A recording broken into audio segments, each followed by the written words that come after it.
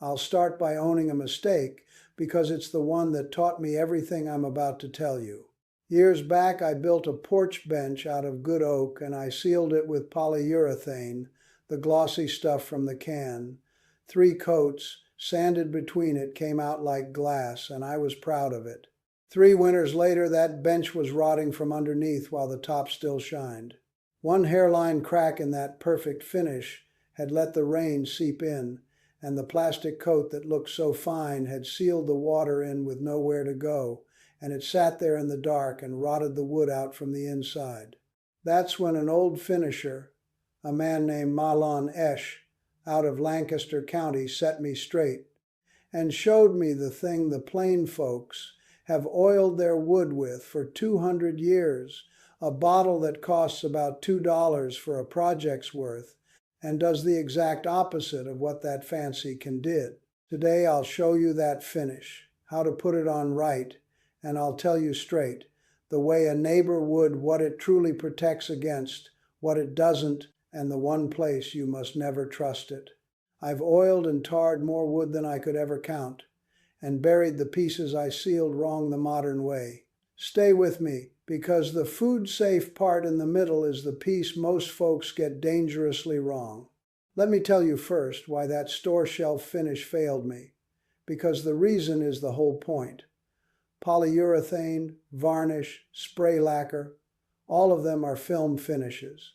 They dry into a hard skin that sits on top of the wood, like a coat of clear plastic laid over it. And a film looks wonderful the day you brush it on. But hear the trap in it. Wood is a living thing. It swells and shrinks with every season, breathing in the damp and letting go in the dry. Wood's built up out of long, hollow fibers, bundled like straws in a bale, and every fiber takes on moisture and lets it go with the weather, swelling in a wet spell and shrinking back in a dry one, season after season, all its life. That hard plastic skin can't breathe with it, so it cracks a hairline you'll never even see, at a corner, at a joint, wherever the wood moved and the plastic couldn't. And once there's one crack, water finds it, wicks in underneath, and now it's trapped between the wood and that sealed skin, and it cannot get back out to dry. That's a rot factory. The finish that was supposed to protect the wood is now holding the water against it. And the cruelest part, you can't fix a film finish in one spot. Once it's chipped or worn, you have to strip the whole thing down to bare wood and start over, sanding and scraping off every bit of the old plastic. That's the modern way, and now you see why it let me down. So here's the finish that doesn't do any of that boiled linseed oil. It's pressed from flaxseed. It's been on woodworkers' benches for centuries, and a quart of it runs you $10 or $12 and finishes a whole lot of furniture, so call it $2 a project, honestly. Here is the whole difference in one sentence. It doesn't sit on the wood, it soaks into the wood. It penetrates down into the fibers and becomes part of the board itself, and as it cures, it turns those fibers water repellent from the inside. Here's a thing worth understanding. It doesn't cure the way paint or varnish does. Paint and varnish dry by losing their thinner to the air. The liquid evaporates off and what's left sits there as a skin.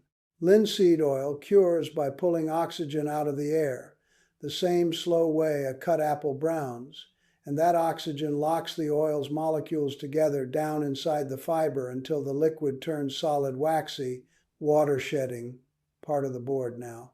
That's why it can never flake or peel. There's no skin on top to crack. The wood can still breathe, and water beads and runs off instead of soaking in. Best of all, and this is the part that'll win you over when it wears, you don't strip a thing. You just wipe on another coat, right over the old, and it drinks it in and renews itself. A penetrating oil finish is a thing you can keep forever with a rag in a few minutes, where a film finish is a thing you eventually have to destroy to fix. Now, there are a few forms of this old finish, and I'll give you all 3 so you can match it to the job. Plain boiled linseed oil is your workhorse for furniture and indoor wood and tool handles. The boil just means it's got a little dryer added, so it cures in a day or 2 instead of a week. and I'll come back to that word in a minute because it matters more than you'd think. For the first coat on thirsty wood, you thin it about half oil, half mineral spirits or real turpentine so it runs deeper into the grain before it sets. For a soft hand-rubbed sheen on a nice piece, the old paste finish is oil and beeswax and a little turpentine warmed together into a soft wax you rub in and buff out.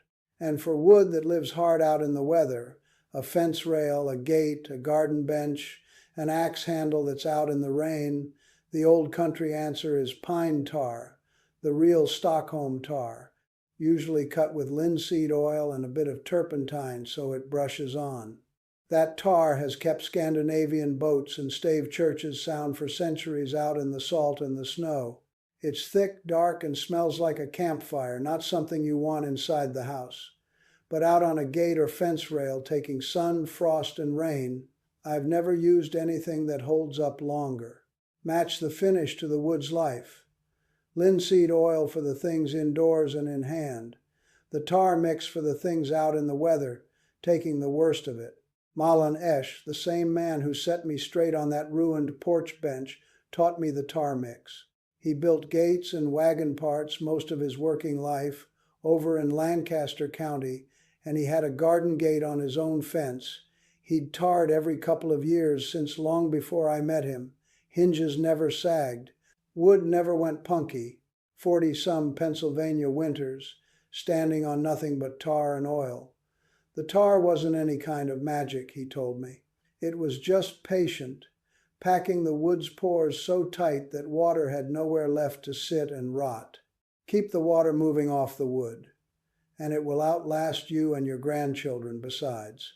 Now let me save you some money and some confusion at the store, because the shelf is full of fancy names for what is mostly the same thing. Danish oil, teak oil, tung oil finish, antique oil. Most of those are not pure penetrating oil at all. They're a blend. Some oil, some varnish, and some thinner mixed in a can. You can usually tell by reading the can. Turn it around, and if the ingredients list resin, urethane, or varnish anywhere on it, you're holding a blend, not a pure oil, no matter what the front calls it. A true pure oil says just that, plain as day. Pure tung oil or boiled linseed oil, with maybe a dryer listed and not much else. If it doesn't say pure or 100%, don't assume it because oil sounds old-fashioned and honest, and they'll print it big on a can that's mostly varnish underneath. And there's nothing wrong with these blends. They're easy to use and they give a nice finish, but understand what you're buying. Because they've got varnish in them, they build a slight film as you add coats, which means they're a middle thing, part penetrating oil and part surface finish, and they don't renew quite as clean as the pure stuff. So if what you want is the true, endlessly renewable penetrating finish I've been describing, don't pay extra for the fancy name. Buy plain boiled linseed oil or pure tung oil, and you've got the real article for a fraction of the price. And if you want that soft hand-rubbed glow on a nice piece, the old paste finish is worth making yourself, and it costs next to nothing. Grate a little beeswax, a chunk about a quarter the size of your oil, into a can. Set it in a pot of hot water off the flame, so there's no open fire anywhere near the oil. Stir the beeswax into the linseed oil until it melts together. Give it a slow 10 minutes, stirring now and again. And once the wax turns from little curls of gold to a clear, honey-colored liquid, it's ready to come off the heat. Then stir in a splash of turpentine to keep it soft enough to spread, and let it cool to a soft paste like shoe polish.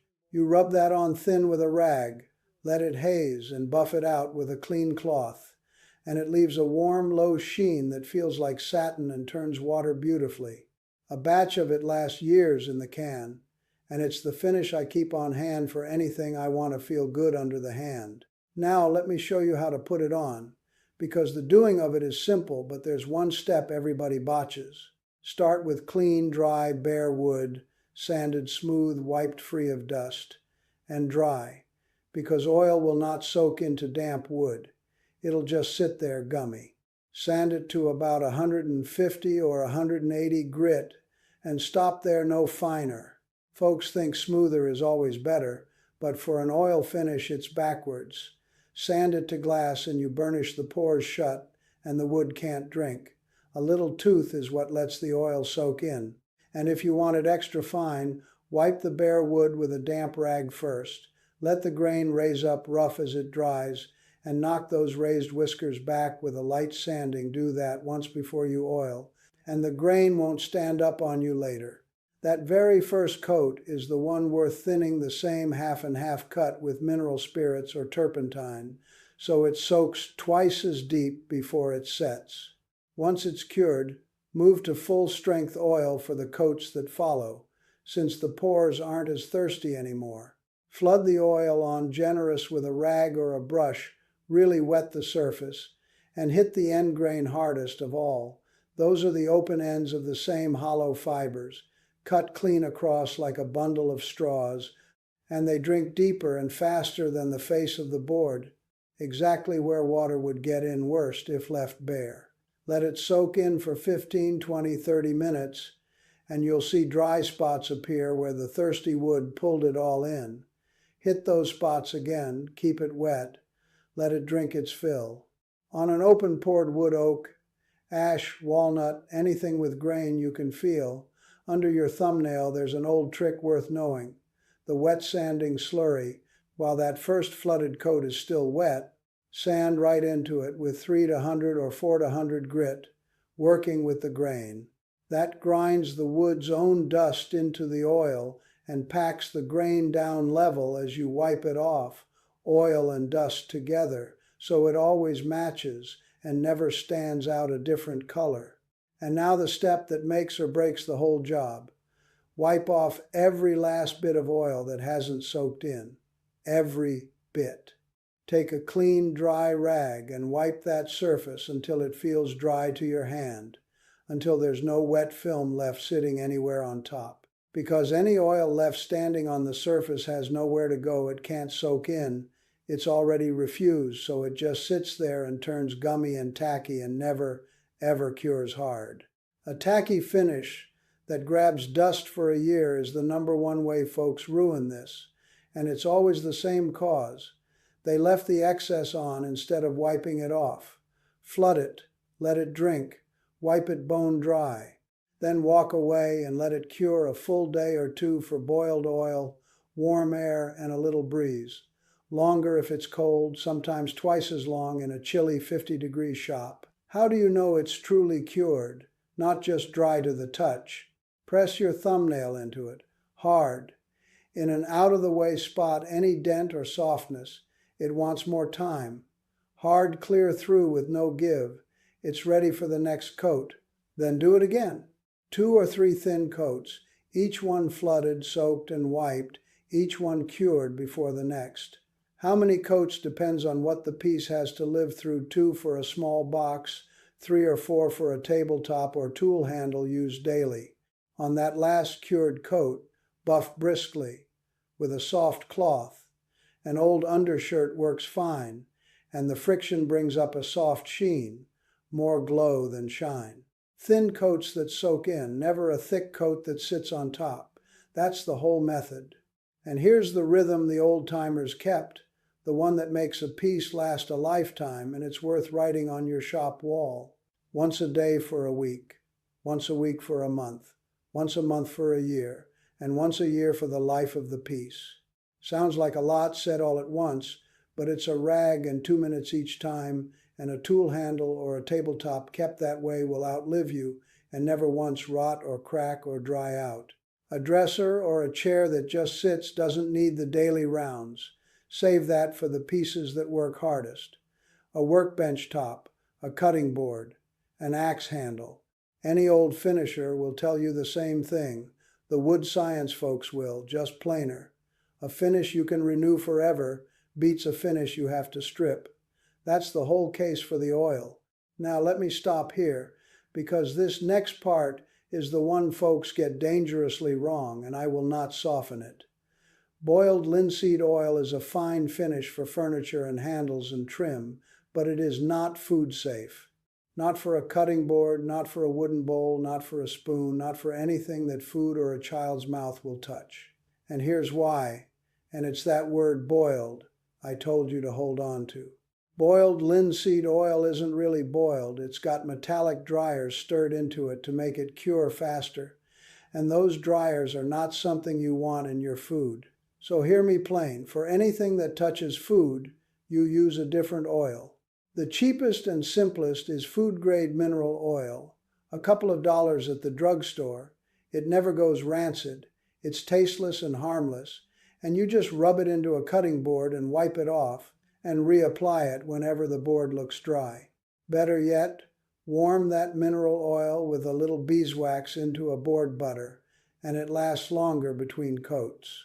If you want a harder, more water-resistant food finish, use pure tung oil, and mind that word pure, because a lot of cans that say tung oil finish are really a thinned varnish with barely any tung in them. You want the real, pure tung oil, which cures hard and food safe, but slow. Give it a week. Walnut oil works too, if nobody in the house has a nut allergy. And the one iron rule over all of them: food safe means fully cured. Wet on the rag, any of these is still just oil. Press it with your thumbnail the same as furniture, and if it's tacky at all, it hasn't cured. Give it its full cure time before you set a sandwich on it. Furniture and handles, boiled linseed oil. Food and hands, mineral oil or pure tung. Keep those two straight, and you'll never poison a soul or ruin a board. There's a fellow I learned a good deal from on this, Stephen Roth, over in Wayne County, a tung oil man who finished every piece that left his shop with nothing but oil and a rag. He used to say a film finish is a coat you put on the wood, but an oil finish is a meal you feed it. He had a walnut dining table he'd oiled once a year for 30 years, and the thing glowed like it was lit from inside, and when his grandson set a hot dish down on it and left a ring, Stephen didn't sand and refinish the whole top the way you'd have to with poly. He just rubbed a little oil into the ring one evening, and by morning it had drunk it in and vanished. 30 years, and he'd never once stripped it. That's what a finish you can renew gives you that a plastic coat never will. Let me total it up honest, the way I'd total any job, because the money is real and it's the part that ought to stop you. A quart of boiled linseed oil, $10 or $12, finishes piece after piece, pennies each. A can of polyurethane costs more, covers less, and has to be stripped and redone every few years, which is the carpenter's afternoon and the sandpaper and the mess every single time. And a board of pressure-treated lumber, chemical-soaked, costs more than a plain board you oil yourself, and it's not fit for anything indoors or anything food touches. A $2 coat of oil is the cheapest insurance you'll ever buy on a piece of wood pennies now, against a rotted board and a ruined heirloom later. That's why the old way was never really about being cheap. It was about being right, and about leaving something behind that your grandkids inherit instead of haul to the curb. Now, why did this cheap old finish get pushed to the back of the shelf if it's so good? I'll give it to you straight, no conspiracy in it. A store makes more money selling you a can of poly every few years and a stack of pressure-treated boards than it ever will selling you one $2 bottle of oil that lasts a lifetime. The film finishes and the treated lumber are what's stocked and what's advertised, so that's what folks reach for, and the quiet old oil just fell out of fashion. Nobody buried it in a vault. It just stopped being the thing on the end cap display, because there's no fat profit in a finish that outlives the customer. That's the honest version of the story, and it's plenty. And here's the honest limit, the one line I'll never stretch past, because I'd rather you trust me than come back disappointed. No finish on this earth makes wood never rot, not the oil, not the tar, not the plastic, not anything. If a post sits down in wet ground, or a board lives under standing water that never dries, it will rot in time no matter what you put on it, because rot is a fungus, and a fungus lives on water, and no coat of anything defeats water that never leaves. A fence post is the clearest case of it. The buried part sits in wet dirt every day of its life, and no oil or tar was built to win that fight alone. For wood going into the ground, lean on black locust or cedar heartwood, or a modern post rated for ground contact, and set it on stone or gravel so the end isn't sitting in water. Oil and tar are for the wood that lives in the air, not the wood that lives in the dirt. Out in the real weather, two things beat rot, and the finish only helps the third. The first is the wood itself: cedar, white oak, black locust, cypress, the naturally rot-resistant woods the old-timers chose on purpose for anything outdoors. The second is the design. You keep the wood up off the wet ground. You slope it and cut it so water sheds and drains and never sits in a joint.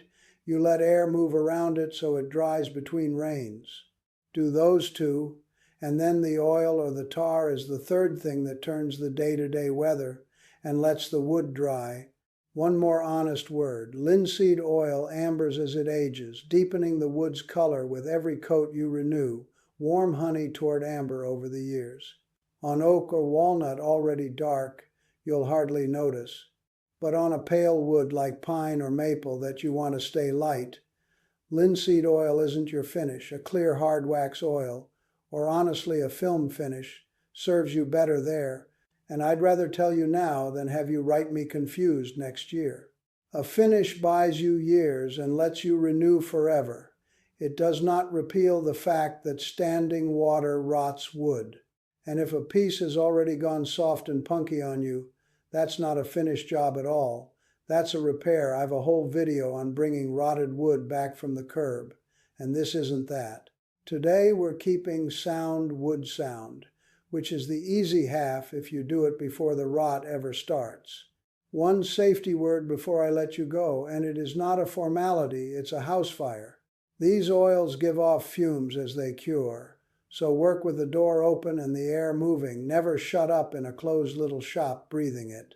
And this next part, I mean, as plain as I can say it, a rag soaked in linseed oil can catch fire all on its own. No spark, no flame needed. The oil cures by a chemical reaction that gives off heat, and a wadded up oily rag holds that heat inside itself, hotter and hotter, until it smolders and bursts into flame right there in your trash can. It has burned down shops and houses. If you can't lay them out flat, drop them instead into a metal can of water. Lid on water starves that same reaction of the air it needs, and a wet rag sealed in a can can't build heat to catch. So the minute you're done wiping, carry every oily rag outside and lay it out flat, one single layer, over the edge of a can, or flat on the concrete, and let it dry stiff before it ever goes near a trash can. Never ball them up. Never leave them in the shop overnight. I mean that one. So there's the whole of it. Skip the plastic film that cracks and traps the water and has to be stripped to fix. Feed the wood a penetrating oil, instead boiled linseed for your furniture, and handles, mineral oil or pure tung for anything that touches food, pine tar for the wood out in the weather. Flood it, let it drink, wipe it bone dry, and renew it with a rag once a year for life. Choose a rot-resistant wood and a smart design for anything outdoors. Keep the buried wood out of the oil and tar promise altogether, and let the oil turn the weather. $2 in a rag against a rotted heirloom, that's the trade, and it's not close. What will your grandkids inherit? A table you oiled once a year that glows like Stevens did, or a bill for a new one? Tell me down in the comments what you're finishing and what you've been sealing it with. I read every one and I'll steer you right. Build it once. Build it to last 100 years. I'll see you back at the bench.